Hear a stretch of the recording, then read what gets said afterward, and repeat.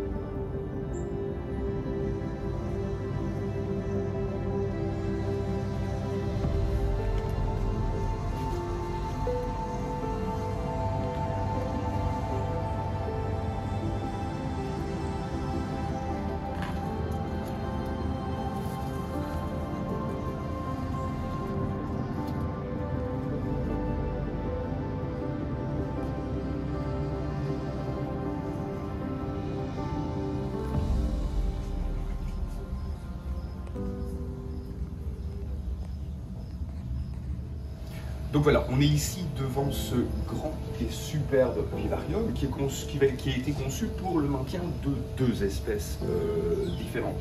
On a une partie aquatique pour des tortues d'eau et une partie terrestre surélevée avec de nombreuses plateformes, des lianes, des plantes pour une espèce de lézard protégé arboricole. Donc, comment il était conçu ce terrarium? Nous, Mike's Reptile Park s'est occupé d'installer la partie vitrée avec la partie aquatique. On a installé tout ce qui était décor de fond en liège, tout ce qui est système UV, tout ce qui est système LED pour l'éclairage naturel, les systèmes de chauffage. Et par là, il y a aussi un système de pulvérisation automatique qui a été installé pour pouvoir gérer un taux d'humidité précis. Donc là, toutes les températures, elles ont été checkées, les taux d'humidité aussi. On a donc la lumière LED qui va fournir un éclairage naturel qui est essentiel pour le développement des reptiles. Au plus ils se sentent comme dans la nature, au plus ils sont actifs. Au plus ils sont actifs, au plus ils bougent, ils se dépensent. Et ça, combiné avec les UVB et la température, c'est une boucle de bien-être. Pour la température, on va avoir différentes lampes céramiques qui sont branchées sur thermorégulateur et qui constituent le chauffage central de ce vivarium. Et après, on a aussi, en plus, des tubes UVB qui permettent à fournir une quantité de rayons du soleil moindre que certaines lampes à vapeur de mercure, mais par contre sur des longueurs qui sont plus importantes, plus ou moins une distance de 25 cm, et des lampes à vapeur de mercure qui, elles, vont chauffer, donner un éclairage naturel et donner une quantité plus importante d'UVB qu'un simple néon. Ce système, cette utilisation, cette combinaison va permettre de se rapprocher de ce qui se passe dans la nature. Quand on prend un UV-mètre et qu'on pointe le soleil, on a un indice UVB important. Si maintenant je pointe les nuages avec mon UV-mètre, j'ai aussi des UVB. J'en ai moins que sous le soleil.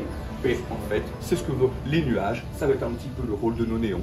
Donner une quantité d'UVB moindre, mais sur une plus longue distance. Plus long importante longueur.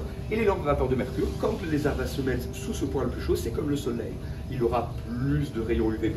Et ça, c'est ce qui va permettre un petit peu de gérer correctement les paramètres dans une si grande surface. Alors il y a de nombreuses plateformes pour cette espèce que vous allez découvrir arboricole. Il y a des plateformes où on va un petit peu utiliser pour pouvoir placer tout ce qui est nourriture. Sur les aires arboricoles, au plus la nourriture est proche d'eux, au plus ça va les intéresser. Et puis ce sont des animaux qui sont capables de sauter de liane en liane ou autre. Donc on a pensé à des plateformes sous forme de bambou, sous forme de différents hamacs. Comme ça, ils ne sont pas en contact direct avec la partie aquatique. Ils peuvent évoluer parce que tout n'est pas fermé s'ils le souhaitent, mais ils ont des bacs d'eau en hauteur pour pouvoir s'hydrater s'ils ont besoin. Et c'est une petite protection, ils sautent, ils se rattrapent un petit peu où ils veulent, comme dans la nature. Voilà, donc on est ici avec Déborah. Déborah, je vais te poser une question. Présente-toi d'abord un petit peu. Quel est ton rôle au sein de cette animalerie pédagogique ? Alors donc moi en fait ici c'est moi qui vais principalement gérer toutes les espèces qui sont présentes et je vais travailler en collaboration avec deux de mes collègues et le but principal c'est vraiment de vérifier que tout soit bien maintenu, tout soit bien propre, les animaux soient bien nourris parce que comme on est une école pédagogique, il faut être un peu un bon exemple pour nos étudiants pour qu'ils puissent après avoir vraiment l'esprit de critiquer positivement, négativement quand ils vont dans des parcs ou dans des endroits pour voir si c'est bien maintenu aussi. Quel est l'objectif de ces étudiants qui font une formation graduée en agronomie, technologie animalière à la LA? Ouais. Alors il y a plusieurs options. Il va y avoir la principale pour cette pièce-ci, ça va être les soigneurs animaliers qui vont principalement venir travailler en parc animalier, donc que ce soit parc extensif ou intensif. On va aussi avoir des assistants vétérinaires qui vont être diplômés, donc ça va être des personnes qui vont travailler en collaboration avec des vétérinaires et qui vont vraiment gérer un peu la partie plus soins des animaux, mais contrôle des animaux aussi, etc. Et on va avoir la partie aussi plus technologue de laboratoire, où là, ça va être des étudiants qui vont être formés pour travailler dans les laboratoires de recherche animalière. Et pourquoi la conception d'un si grand terrarium? Parce que parmi les écoles qui présentent des formations dans le domaine animal, il y en a très peu qui ont un terrarium d'aussi grande taille, qui sont donnés les moyens d'avoir une grande structure. Pour quelle raison? En fait, le but, c'est vraiment de se rapprocher au plus près du parc animalier. Et donc, quand on va dans les parcs, on trouve très rarement des animaux dans des très petits terrariums, dans des très petits environnements. Donc, on veut vraiment se rapprocher du vrai. Et pour faire plus vrai, on a vraiment recopié en fait un terrarium qui avait été vu dans un parc animalier par Madame Carrasco, qui est la coordinatrice de la section. Et donc, grâce à ça, on a pu développer un biotope et vraiment faire de la mixité animale, parce que ça aussi, c'est un point qui est fort abordé dans nos études. Comment mettre en lien deux espèces sans que ça pose problème à aucune des deux espèces. Et donc, grâce à ce grand terrarium, on peut vraiment représenter toute cette matière vue en théorie. Et là, les étudiants se rendent compte vraiment quand ils rentrent ici, et notamment dans ce grand terrarium, oui, ok, on apprend des choses et c'est vraiment utile, c'est vraiment ce qui se passe dans la vraie vie en fait. Alors, les personnes qui regardent la vidéo ne savent pas encore pour quelle espèce c'est. Est-ce que tu es fan de cette espèce? Oui, beaucoup. J'aime beaucoup. Voilà, maintenant c'est au tour de Carla Carrasco, qui est la coordinatrice de cette formation à bachelier en agronomie, spécialité technologie animalière. Tu peux te présenter un peu, Carla? Oui, avec plaisir. Donc Carla, comme Marie vient de le dire, je suis vétérinaire de formation et il y a déjà quelques années, on m'a contacté pour développer cette section de Bac+3 pour pouvoir donner un vrai diplôme aux étudiants qui souhaitent travailler dans le monde animal en tant que soigneur ou assistant vétérinaire, c'est ce que vous a dit ma collègue tout à l'heure, puisque jusqu'à ce jour, il n'y avait rien de vraiment formel pour avoir un diplôme en bonne et due forme. Donc c'est avec plaisir qu'on a relevé ce défi et qu'on a mis en place 3 années d'études pour les passionnés du monde animal. L'intérêt pédagogique de ce terrarium que les personnes sont en train de découvrir, il est où? Eh bien, en fait, on en est assez fiers parce que l'intérêt pédagogique est multiple. Donc, on peut vraiment, entre guillemets, les mettre en situation de soigneur animalier au quotidien. Ça veut dire connaître les espèces avec lesquelles on travaille. Donc, quels sont leurs besoins au quotidien, besoin d'un point d'eau, besoin de structure en hauteur, quels sont les paramètres, ça c'est super important, niveau température, humidité. Et donc ça, on sensibilise nos étudiants à pouvoir les contrôler plusieurs fois par jour dans certains cas quand c'est des espèces sensibles, connaître les intervalles idéaux pour ces espèces-là, pour pouvoir les maintenir dans les conditions parfaites pour que la bonne santé de ces animaux demeure le plus longtemps possible. On les forme aussi en tout ce qui est ration animalière, donc alimentaire, pardon. Donc ça veut dire que selon les espèces qu'on va présenter, c'est toute une série d'aliments différents qu'on doit présenter aux animaux. Il y a des concepts d'hygiène aussi de ces rations alimentaires. Quand on les prépare, tout ce qui est protocole aussi d'ajout de tout ce qui est minéraux, vitamines, etc. Donc ça, on les sensibilise très fort à ça. Il y a le côté un peu technique, enfin je dis un peu, c'est même très technique quand on a des pièces comme celle-ci. Quel type de lampe, pourquoi tel type d'UV, quelle quantité de données on va pouvoir mettre, c'est quoi le concept du point chaud, du point froid, du gradient de température. Donc vraiment pour nos étudiants, ça leur permet de maîtriser des choses qui sont hyper essentielles, parce que Mike pourra témoigner que les premiers problèmes de santé qu'on rencontre chez ce genre d'animaux, c'est des problèmes liés au maintien. Donc ça c'est le premier élément qui est hyper complet grâce à ces structures-ci. Il y a tout ce qui est sécurité, et donc il y a des éléments vraiment à connaître et respecter quand les étudiants rentrent dans des structures, aussi bien au niveau matériel, mais aussi au niveau des animaux présents. Donc on a aussi présent une espèce de tortues aquatiques qui sont les Geoclinis hamiltoni, qui paraissent pas du tout dangereuses et qui en réalité ne le sont pas volontairement, mais qui ont vraiment une force de mâchoire importante. Et donc les étudiants pas prudents pour avoir des blessures au contact de ces animaux-là. Donc il faut leur apprendre comment approcher, comment travailler en toute sécurité dans ce contexte-là. Il y a tout ce qui est possibilité de fuite des animaux, donc c'est hyper polyvalent et très instructif. Oui, ils ont des protocoles à suivre. Donc au niveau sécuritaire, on en a parlé, mais au niveau de l'entretien aussi. Donc au niveau de l'apprentissage, ça permet vraiment d'aller très loin dans la réalité de ce qu'est le respect du bien-être des animaux et ce que ça engendre en termes d'investissement financier, en termes d'investissement de temps et de sécurité. Quand on fait une formation à la LA et qu'on termine ce cursus qui est un cursus de 3 ans, on peut faire quoi comme boulot? Eh bien en fait, pour catégoriser un petit peu plus facilement les débouchés classiques, comme on disait, soigneur animalier en parc zoologique. Donc on a pas mal d'étudiants qui en 3e, c'est la période des stages, donc en 3e de janvier à février, ils partent pendant 14 semaines d'immersion professionnelle dans un milieu en lien avec l'animal qui leur plaît.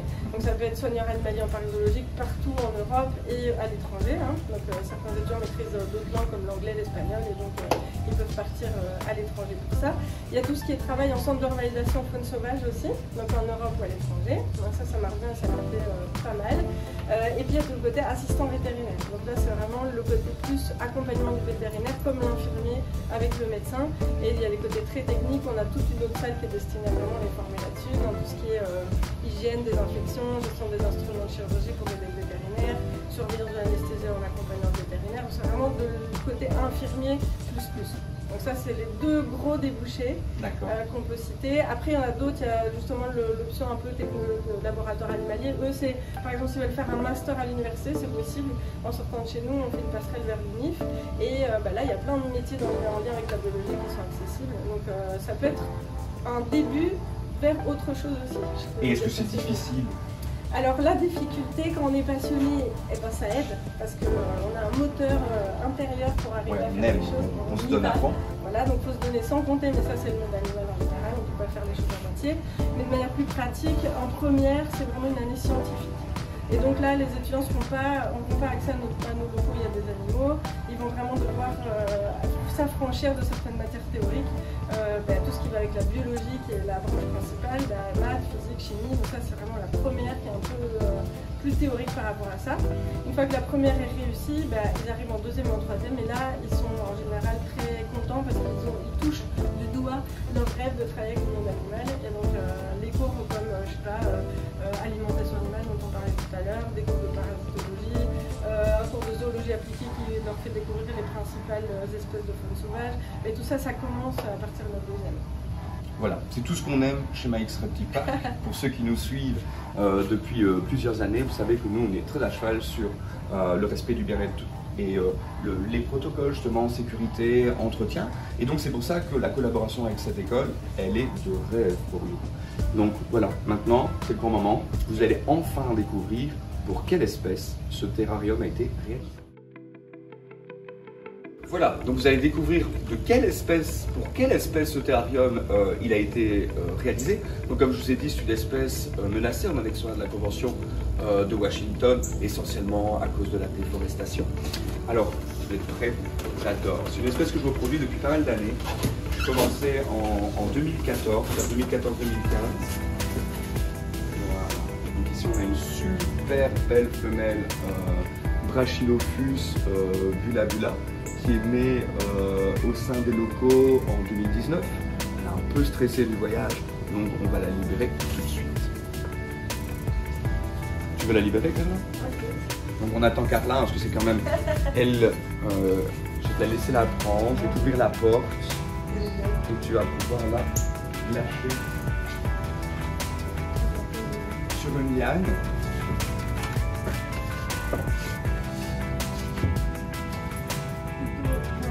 Oui, c'est très bien.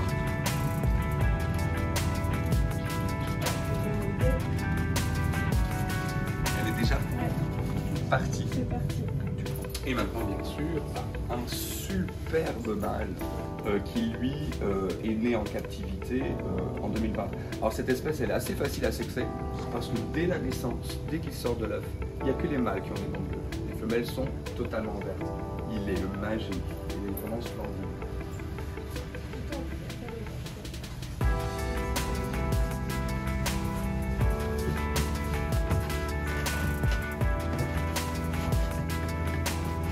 Alors c'est vraiment un petit point de parade, il entoure tout cet espace